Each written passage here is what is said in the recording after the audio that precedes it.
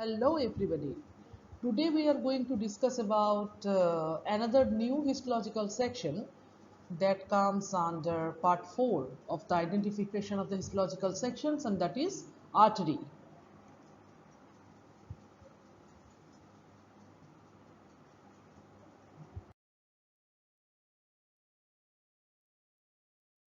So what is artery?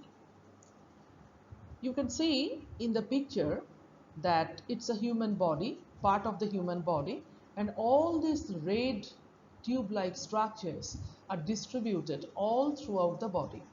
These all tube-like structures, which the substructures are called the arteries. Now, why these are red in color? Because they are oxygenated. Oxygenated means they are rich in oxygen. So this is the distribution of the artery all throughout our body. That means you can see that there is not a single part of our body which is devoid of artery. So each and every part of our body contain arteries. So arteries are blood vessels. Naturally, because it carries blood all throughout the body, so these are blood vessels. Generally, arteries deliver oxygenated blood from the heart to all parts of the body, because that's the duty of the artery.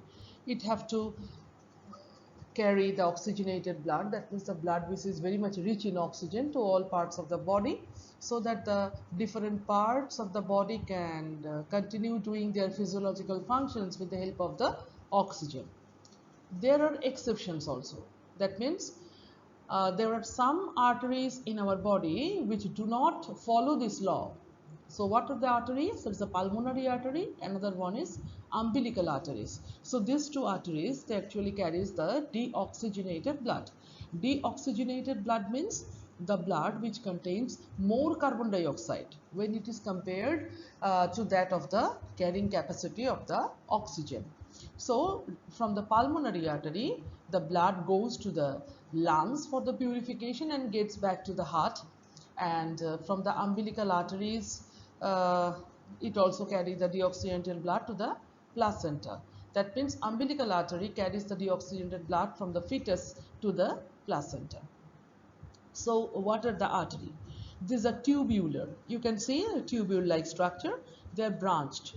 Naturally, these are all the branches of the arteries. Muscular and the elastic walled vessels. So the blood can flow through the arteries with pressure. This elasticity helps to adjust the pressure. Branch of the arteries are called arterioles. You can see all these small projections that comes out from the arteries are called arterioles. Arteries are the part of the circulatory system, naturally, because it circulates blood and nutrition all throughout the body.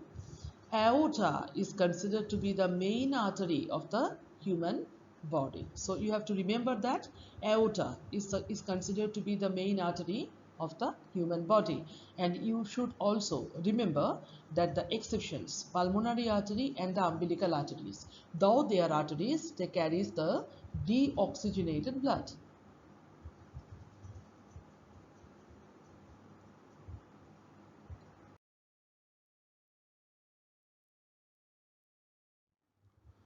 The structure of the arterial wall. So if we go from internal to outside, from heart to the outward, then tunica interna. So this is tunica interna or tunica intima. It contains the endothelium. This structure is called the endothelium. Then subendothelium, just the below the endothelium, that is subendothelium ring, and the internal elastic lamina. It helps in the elasticity of the blood vessel. This is the lumen, that means the inner hollow part of the blood vessel, which capacitizes the blood.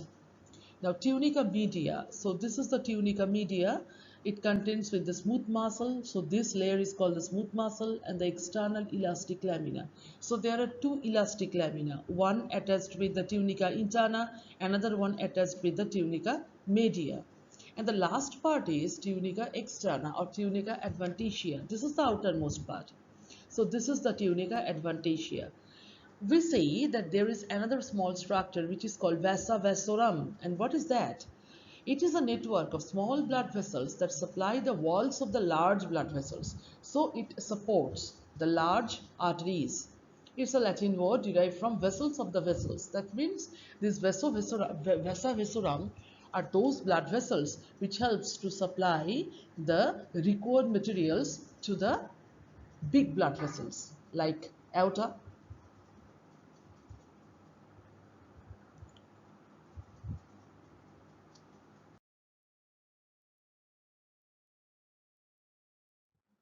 So this is how the histological structure of the artery looks like. So this hollow part is the lumen. You can say lumen of the large artery. And these are the three layers. So these are the outermost layer, that is the tunica adventitia. This is the middle layer, that is the tunica media. And these slight layer, that is the layer of tunica intima. Now you can see this. These are the capillary part which is present close to the artery, and the artery is well supported with the adipose tissue, you can see. So these are the identifying characters of the histological section of artery.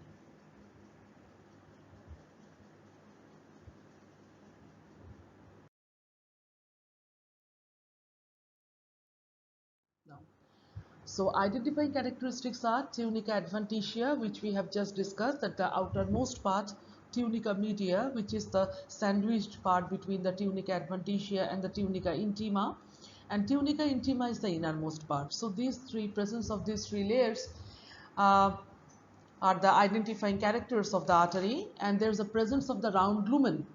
So from these two identifying characters, we can tell that this is the transverse section of the mammalian artery, which comes under the circulatory system.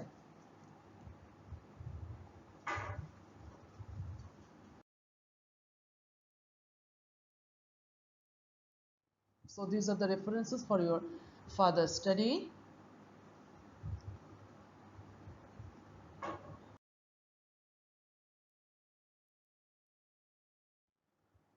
So thank you very much for your patient listening.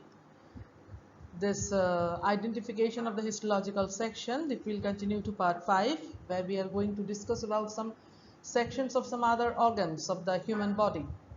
Don't forget to subscribe my channel for getting more this type of educational video. So long. Bye bye.